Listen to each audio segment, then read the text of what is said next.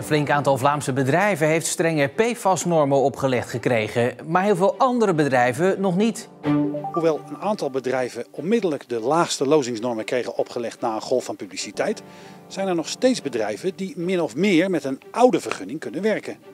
En verder in het nieuws vandaag. Deze bomen denken dat het voorjaar is. En dit is de enige zeeuw op de traumaheli.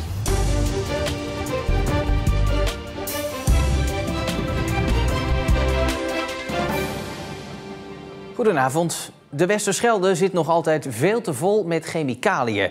Maar de aanpak van PFAS-lozingen blijkt een lastig karwei. Na een golf van verontwaardiging legde de Vlaamse overheid de bedrijven 3M en Indaver onmiddellijk strenge regels op.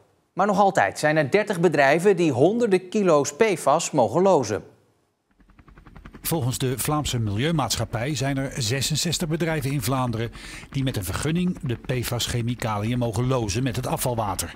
Van het overgrote deel komt die PFAS in de Westerschelde terecht. De Vlaamse overheid zegt er van alles aan te doen om die lozingen in te perken. Ook de Zeeuwse PFAS-coördinator beaamt dit. Ik zie dat Vlaanderen hard bezig is.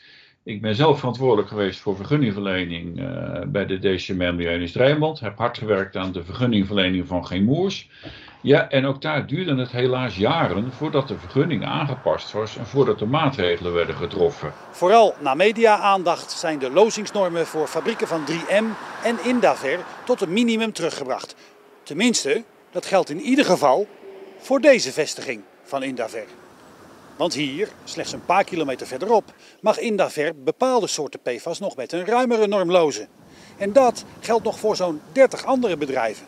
Nou, het precieze aantal wist ik niet, maar je kunt zeggen 30 bedrijven werken nog met de oude vergunning, maar er zijn dan inmiddels wel 40 vergunningen aangescherpt, want een jaar geleden waren het nog 70 bedrijven. Wanneer die bedrijven maximaal gebruik zouden maken van hun normen, dan zou er in theorie de komende tijd nog 900 kilo aan PFAS in de Westerschelde terecht kunnen komen. Ook wanneer die maxima niet worden gebruikt, is er kans dat het om een paar 100 kilo gaat. Je kan zeggen, iedere kilo is er 1 te veel. Dat moet minder worden. Aan de andere kant, ook dit is de tussenstand. Ik denk dat er 2 jaar geleden duizenden kilo's vanuit Vlaanderen naar de Westerschelde zijn gekomen. En helaas moeten we accepteren dat er nog flink wat PFAS onze kant op komt. Aan beide kanten van de grens wordt het Westerscheldewater gemeten en geanalyseerd. Maar de conclusies lopen uiteen. Een onderzoeker van de Universiteit Utrecht zegt dat er geen significante verschillen zijn ten opzichte van 2021 als het om PFAS gaat. Maar de Vlaamse Milieumaatschappij zegt van wel. Het is moeilijke materie, het monitoren. Dus ik vind wel dat de Vlaamse Milieumaatschappij Rijkswaterstaat, dat zou goed zijn als die de metingen en de resultaten beter op elkaar afstemmen en met een eenduidige boodschap komen. Hoe dan ook, het is wel duidelijk dat het aanpassen van de rest van de vergunningen nog meer tijd nodig heeft. Met als mogelijk onaangenaam bijeffect het risico van tientallen, zij het niet honderden kilo's PFAS, die onze kant op kunnen komen. Ondanks de maatregelen van Vlaanderen heeft de Nederlandse Inspectie voor Leefomgeving en Transport geen vertrouwen meer in Indaver. Ze zijn bang dat er via het bedrijf in België toch PFAS naar de Westerschelde komen. Daarom zijn vandaag uit voorzorg alle vergunningen ingetrokken om Nederlands PFAS-afval bij Indaver in Antwerpen te verwerken. Wat er nu met al dat gevaarlijke afval gaat gebeuren is onduidelijk. De warme dagen van de laatste tijd zijn natuurlijk heerlijk om zonder jas naar buiten te gaan. Maar er ontstaan soms ook wel zorgelijke natuurverschijnselen. Zoals in boomgaarden van fruittelers. Want door die hoge temperaturen staan sommige appel- en perenbomen in bloei. Etienne van der Wielen liep door zijn boomgaard toen hij op enkele perenbomen deze witte bloesems zag. Een beeld wat hoort bij mei of april, niet bij het najaar. Ja, we beginnen nog eens een keertje in november, nou oktober dan. We gaan bloemetjes gaan open. Het is puur een, hoe moet je dat zeggen, een soort overleven van een boom. Hè? Want met de naderende winter hebben de kleine vruchtjes geen schijn van kans. Opvallend is, deze bloeiende perenbomen zijn juist de bomen die het afgelopen zomer extreem zwaar hadden door de droogte. Ze lijken van slag door het goede weer van de afgelopen dagen. Etienne vreest dan ook voor de toekomst van deze bomen. Deze boom heeft zoveel afgezien, die zal wel terug gaan groeien en die wordt terug groen. Maar er zullen waarschijnlijk volgend jaar geen vruchten aan hangen. Voor Etienne was deze zomer met extreme hitte een wake-up call. Hij heeft een subsidieaanvraag lopen bij de provincie Zeeland voor een zoetwaterbassin. Zonder zo'n bassin vreest Etienne voor zijn toekomst. Ja, moet ik wel doorgaan. Dat kan ook nog een gedachtegang zijn. Hè? Want je moet een perfect product op de markt brengen, dat verlangen ze van ons. En dat kunnen we ook. Maar als je het zonder water moet doen, gaat het absoluut niet. Wie de herhaalprik tegen corona wil halen, kan vanaf vandaag op een aantal locaties terecht zonder afspraak. In Goes, Vlissingen en Terneuzen kun je zo binnenlopen voor een nieuwe vaccinatie. En vanaf half november worden er bovendien extra tijdelijke priklocaties geopend in verschillende Zeeuwse gemeenten. Heel goed. Dankjewel. Geen 10 geboden, maar 10 mogelijkheden voor het Zeeuwse stikstofbeleid. Die kreeg Anita Pijperlink vandaag aangeboden door de SGP-statenfractie. De partij hield in oktober een zogenoemde landbouwtour, waarbij over stikstof werd gesproken met Zeeuwse boeren. De 10 mogelijkheden die daaruit zijn gekomen kunnen snel in onze provincie worden toegepast. Stikstofarme teelt. In plek van wachten op allerlei Haagse, de volgende commissie en die daar weer, dat gaat allemaal heel erg stroperig. En wij denken dat als we als Zeeland een beetje zelfstandig dingen in gang zetten, dat we in ieder geval in Zeeland voor onze landbouwsector veel kunnen betekenen als provincie. Volgend jaar juli zou er een Zeeuwse stikstofaanpak moeten zijn. De Zeeuwse reddingsdiensten moesten vanmorgen in actie komen op de Oosterschelde tussen Katsen en Wilhelminadorp. Eerst had deze motorboot pech, even later ook deze zeilboot. De zeilboot had motorproblemen en die motorboot, die kwam droog te liggen. Maar goed, dat had u thuis natuurlijk inmiddels ook wel uitgedokterd. Een woningbouwprotest, maar dan voor de bouw van huizen.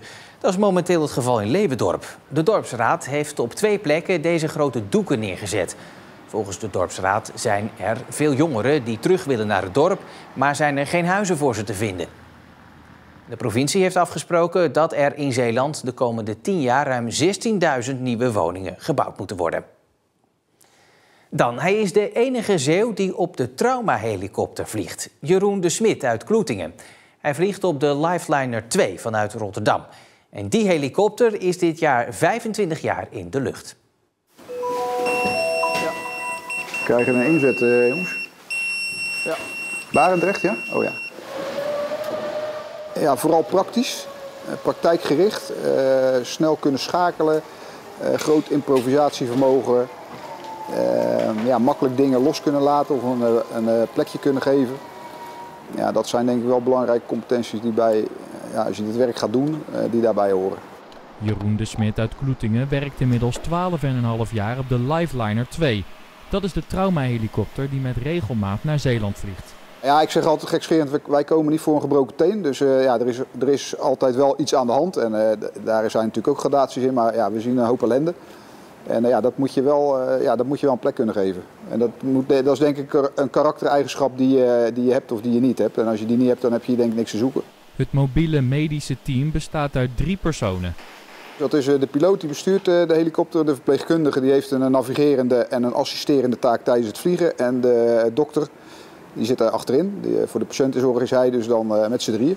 Jeroen heeft als verpleegkundige meerdere taken binnen dat team. Op de heenweg heeft hij met name een assisterende taak aan de piloot, dus het navigeren. Meekijken op diverse instrumenten. Dus de piloot zorgen dat de piloot weet waar hij naartoe moet. En eenmaal te plaatsen, dan heb je een assisterende rol aan de arts. Dus dan doe je samen met de arts en de ambulancebemanning ter plaatse de zorg voor de patiënt leveren. Naast verpleegkundige op de traumahelikopter is Jeroen ook werkzaam op de ambulance in Zeeland. Ik hou van het werk op straat. Ik hou ook wel van de actie. Dat dan voor een ambulanceverpleegkundige de traumahelikopter wel het hoogst haalbare is. Ik ben niet iemand die op een kantoor moet zetten, daar word ik heel verdrietig van. Dus dit is gewoon echt wel mijn ding en dat past goed bij mij. Jeroen haalt heel veel voldoening uit zijn baan. De ambulancehulpverlening in Nederland staat echt op een bijzonder hoog niveau. Ook als je dat wereldwijd bekijkt, dan doet Nederland het echt supergoed. De Nederlandse ambulance hulpverlening mag heel veel. Buiten op straat kunnen ook heel veel. Ja, er zijn alleen bepaalde handelingen, die zijn gewoon voorbehouden aan artsen. En er is gewoon casuïstiek dat je echt op straat het verschil kan maken. En dat is echt niet bij iedere inzet zo, maar de inzetten waarbij je echt het gevoel hebt dat je het verschil hebt kunnen maken voor de patiënt, daar haal je wel echt heel veel voldoening uit. Ja. Ben je trots op je werk? Heel trots, ja. En trots op jezelf? Ik ben ook trots op mezelf, ja. Ja, zeker.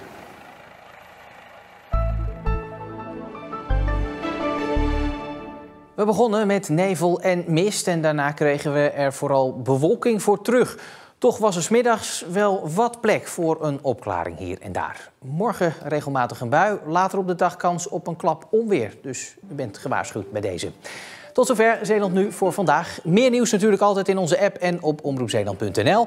Ik wens u voor nu nog een hele fijne maandagavond.